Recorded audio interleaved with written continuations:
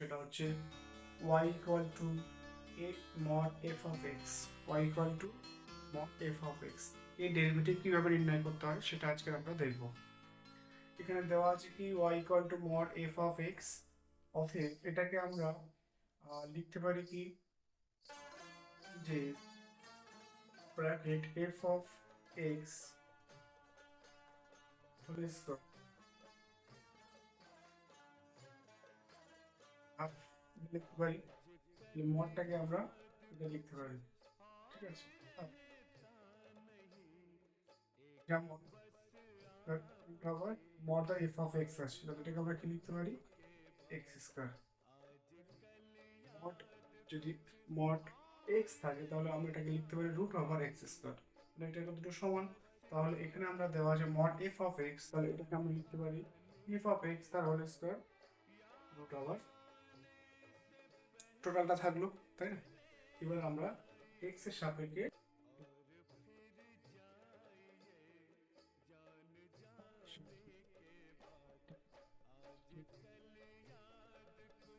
differentiating with respect to x, then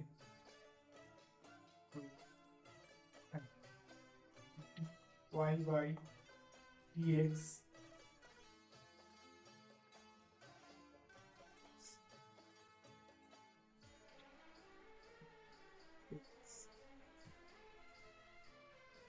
half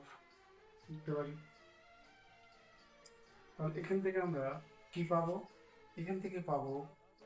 half নিচে নেমে আসবে, f of x, f of x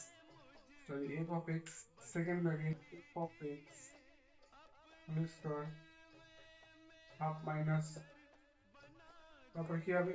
এই ফাংশনের ডেরিভেটিভ অর্থাৎ f dx f of x whole square,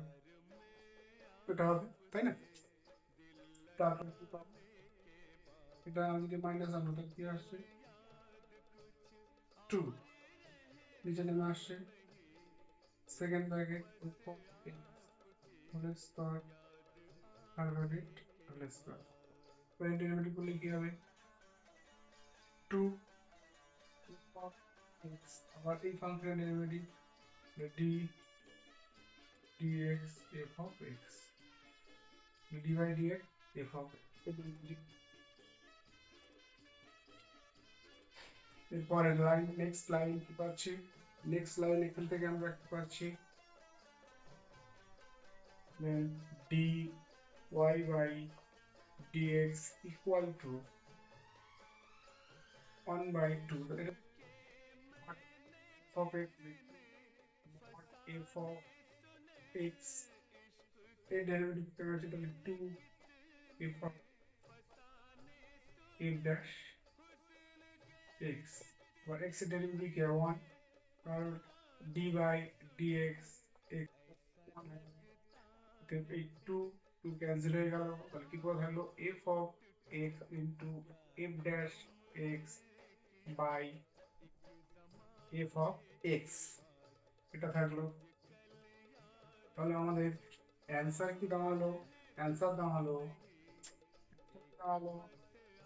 dy by dx equal to f of x dot f dash x by